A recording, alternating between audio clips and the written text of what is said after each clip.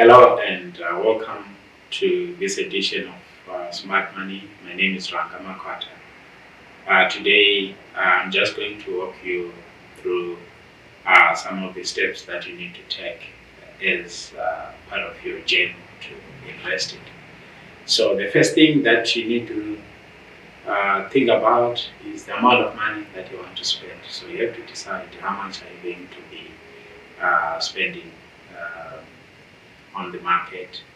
Once you have made that decision, uh, you then need to register.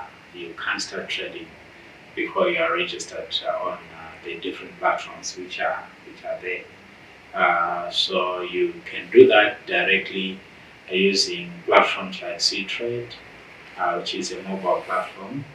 You can also do that on ZSE Direct, which is a platform being offered by the Zimbabwe Stock Exchange. If you go onto their website, you should be able to get a link to the ZSE Direct.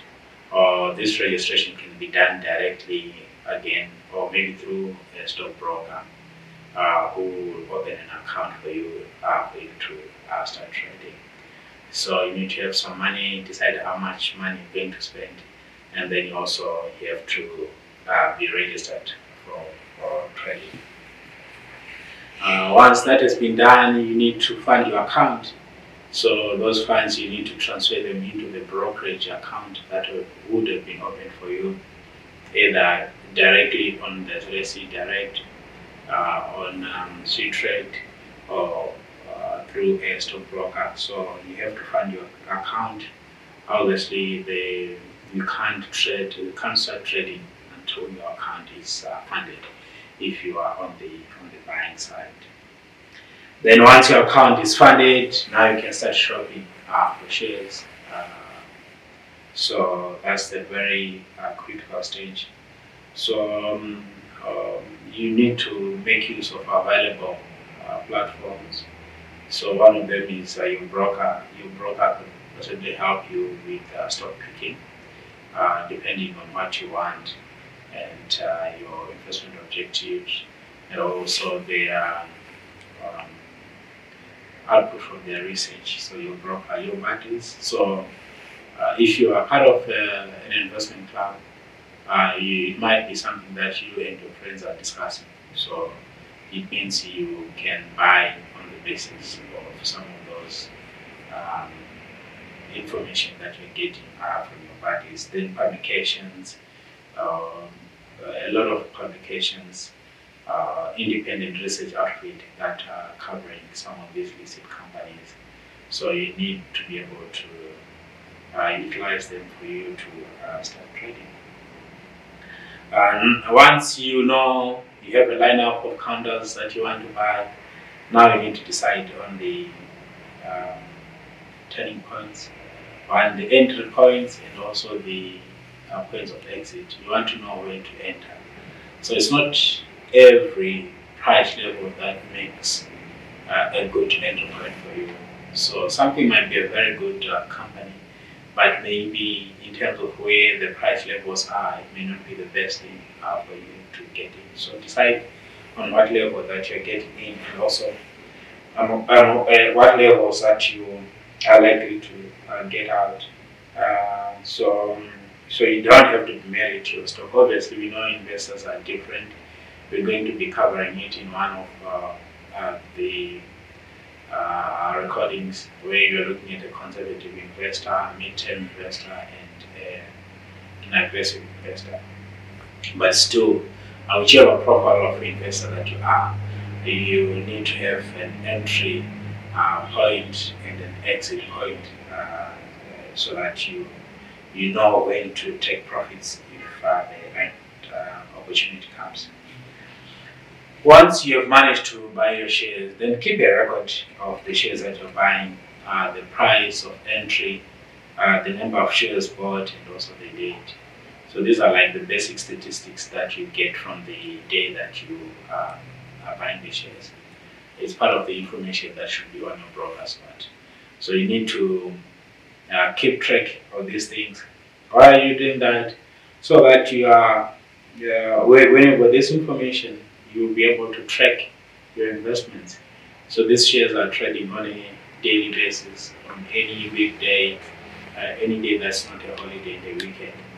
So being able to keep a record helps you to then track on a daily basis, market to market, which is to say, using today's price, what is the value of my portfolio.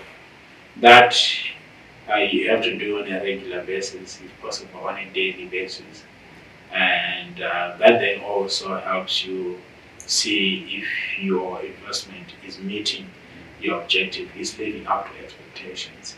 So you are looking at the value and say, what does it mean vis-a-vis my return objective? Can I still hold on? Can I sell out and things like that? You would know when you start looking at technical analysis that is quite helpful in terms of planning your or timing your entries and also your exit as well, based on the readings that you're getting on the charts. Is very, very important. That helps you to be able to make these movements at the critical point. So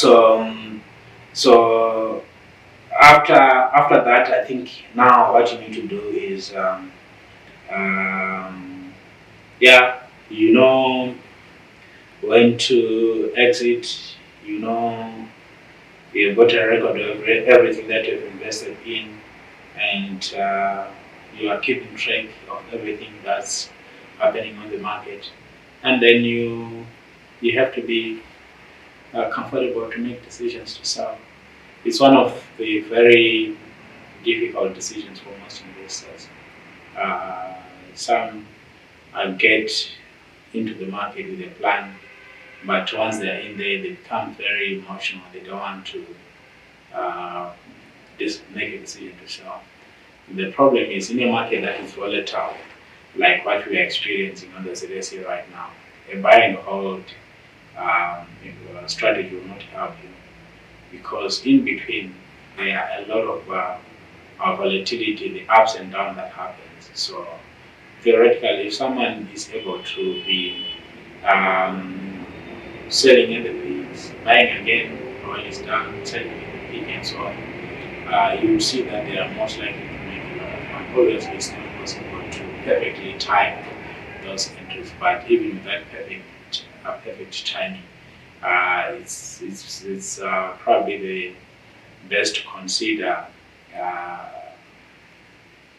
in a volatile environment to be selling when someone would have made some money. So I think these are things that I wanted to just share with you.